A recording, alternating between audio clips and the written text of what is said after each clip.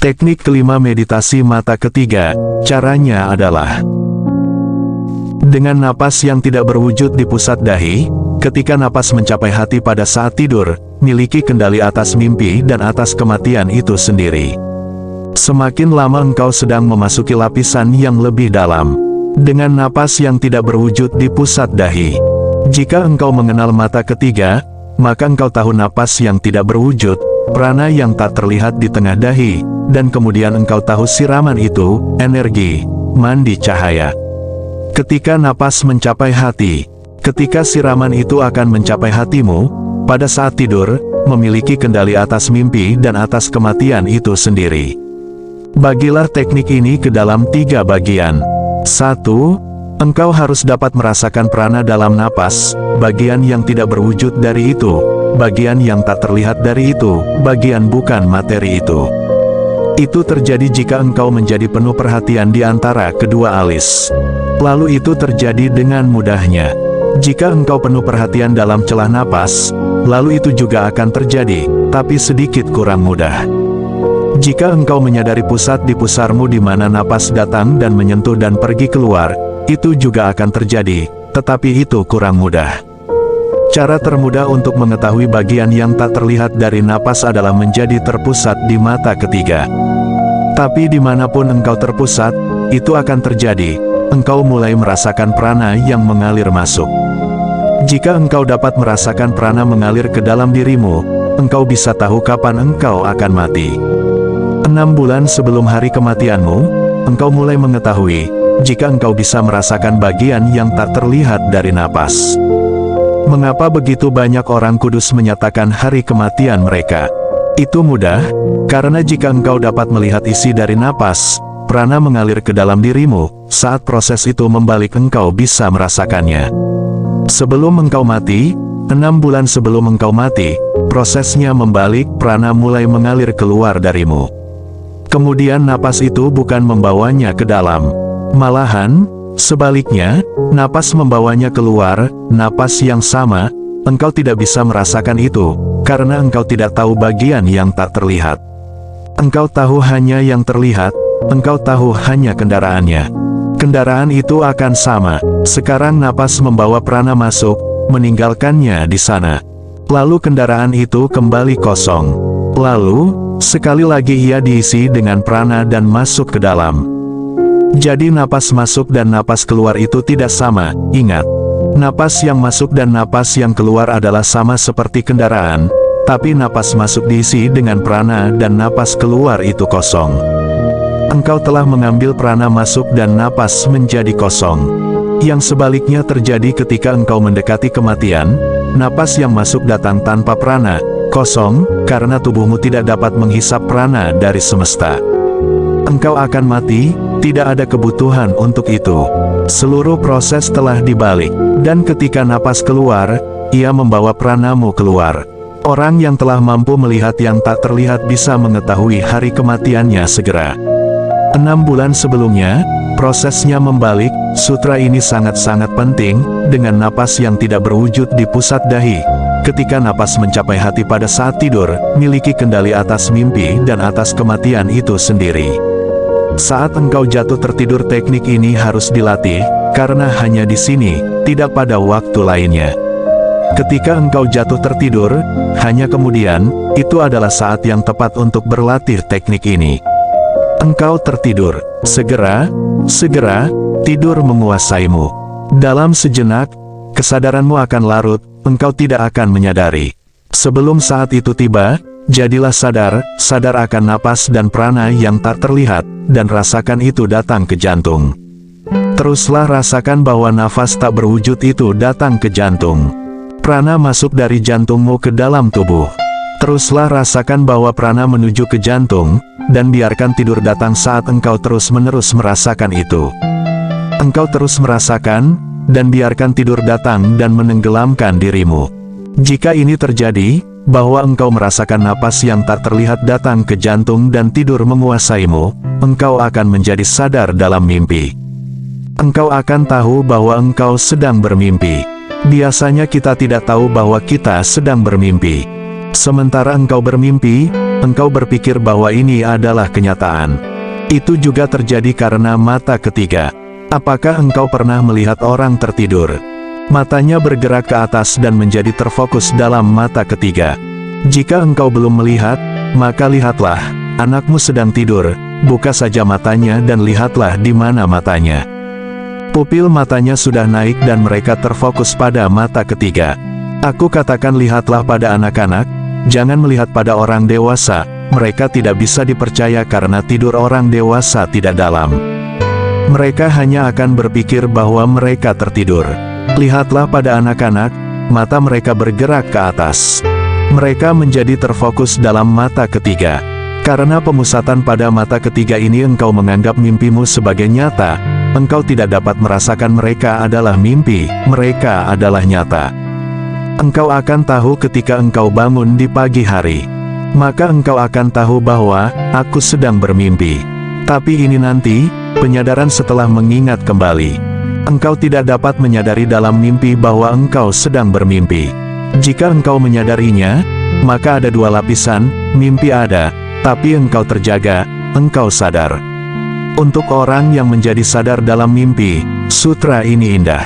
Ia mengatakan, miliki kendali atas mimpi dan atas kematian itu sendiri. Jika engkau bisa menyadari mimpi, engkau dapat melakukan dua hal. Engkau dapat menciptakan impian, kesatu. Biasanya engkau tidak dapat menciptakan mimpi. Begitu impotennya manusia. Engkau bahkan tidak bisa menciptakan mimpi. Jika engkau ingin memimpikannya hal tertentu engkau tidak dapat memimpikannya, itu bukan di tanganmu. Begitu tak berdayanya manusia. Bahkan mimpi pun tidak bisa diciptakan. Engkau hanyalah korban dari mimpi, bukan pencipta. Satu mimpi terjadi padamu, engkau tidak bisa melakukan apa-apa. Engkau tidak dapat menghentikannya maupun menciptakannya. Tapi jika engkau bergerak ke tidur dengan mengingat hati yang dipenuhi dengan prana, terus-menerus disentuh oleh prana dengan setiap napas, engkau akan menjadi tuan dari mimpimu, dan ini adalah penguasaan yang langka. Kemudian engkau bisa bermimpi apapun mimpi yang engkau suka. Katakan saja saat engkau tertidur bahwa, aku ingin bermimpi mimpi ini, dan mimpi itu akan datang kepadamu.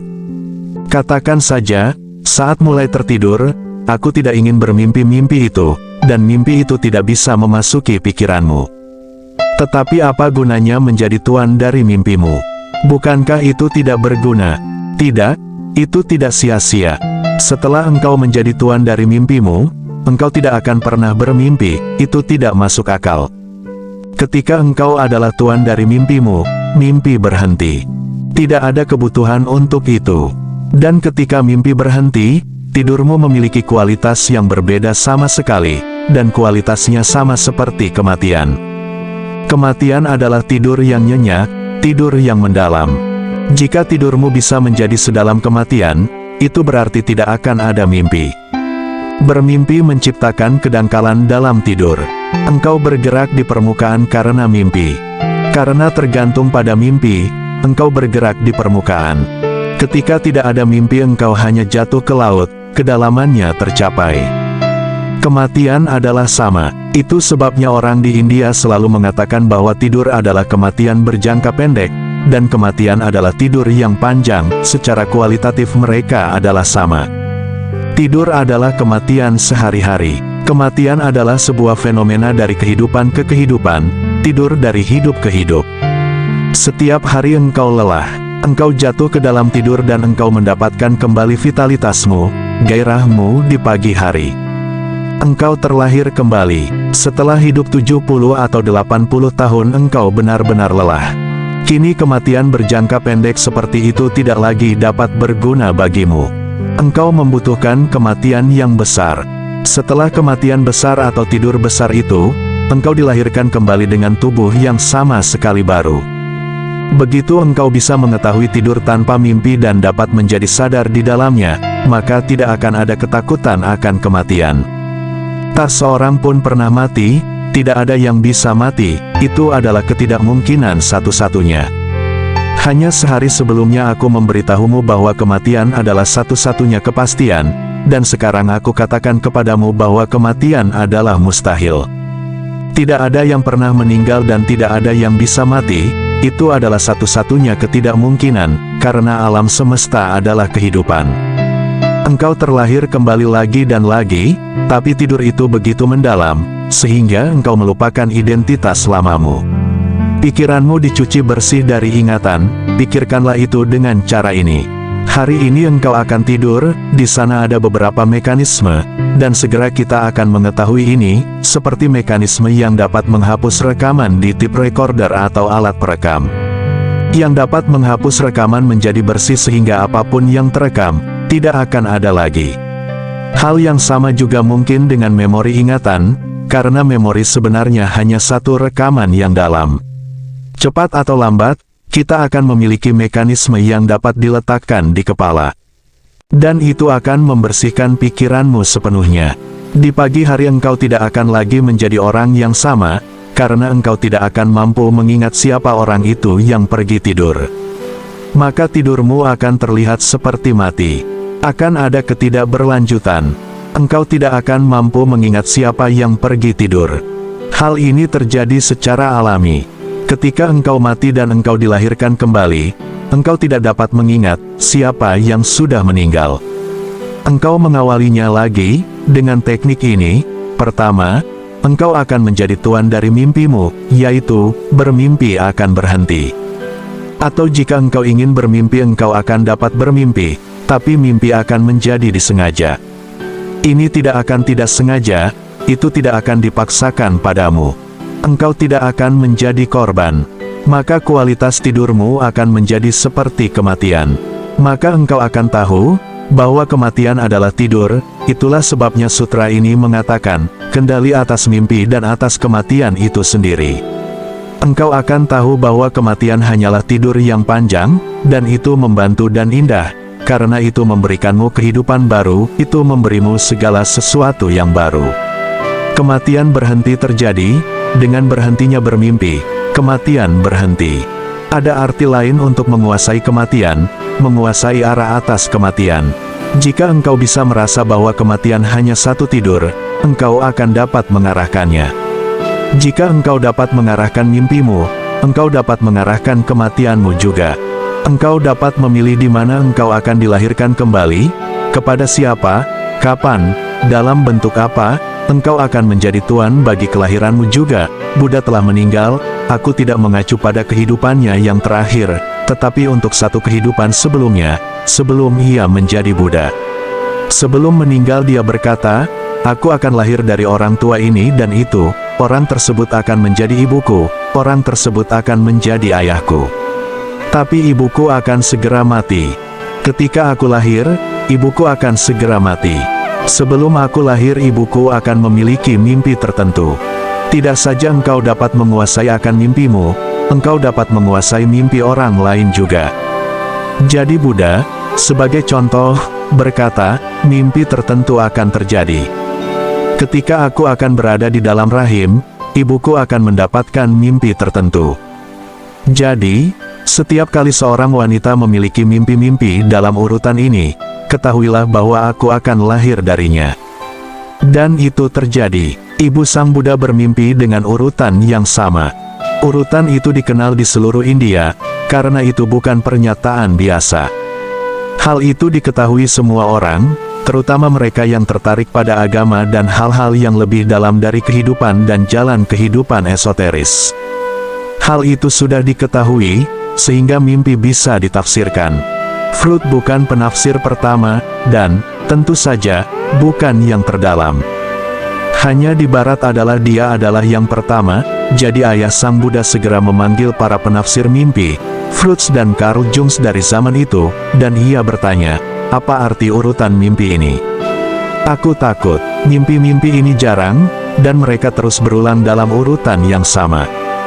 Ada 1, 2, 3, 4, 5, 6 mimpi yang terus-menerus berulang. Ada mimpi yang sama, seperti jika ada yang melihat film yang sama lagi dan lagi. Apa yang terjadi? Jadi mereka mengatakan kepadanya, engkau akan menjadi ayah dari satu jiwa yang agung, orang yang akan menjadi seorang Buddha. Tapi kemudian istrimu akan berada dalam bahaya, karena setiap kali Buddha ini lahir, sulit bagi ibunya untuk bertahan hidup. Ayahnya bertanya, "Mengapa?" Para penafsir berkata, "Kami tidak bisa mengatakan mengapa, tapi jiwa ini yang akan lahir, telah membuat pernyataan bahwa ketika ia akan dilahirkan kembali, ibunya akan langsung mati." Belakangan Buddha ditanya, "Mengapa ibumu mati segera?" Ia berkata, "Melahirkan seorang Buddha adalah peristiwa yang begitu besar, sehingga segala sesuatunya menjadi sia-sia setelah itu. Jadi ibunya tidak bisa hidup. Ibunya harus dilahirkan kembali untuk memulai dari awal. Melahirkan seorang Buddha adalah suatu klimaks. Itu adalah puncaknya, sedemikian sehingga ibunya tidak bisa hidup sesudahnya. Jadi ibunya meninggal, dan Buddha telah mengatakan dalam kehidupan sebelumnya, bahwa ia akan lahir saat ibunya sedang berdiri di bawah pohon palem, dan itu terjadi. Ibunya berdiri di bawah pohon palem, berdiri di saat Buddha lahir. Dan dia berkata, "Aku akan lahir saat ibuku sedang berdiri di bawah pohon palem, dan aku akan mengambil 7 langkah. Segera, aku akan berjalan.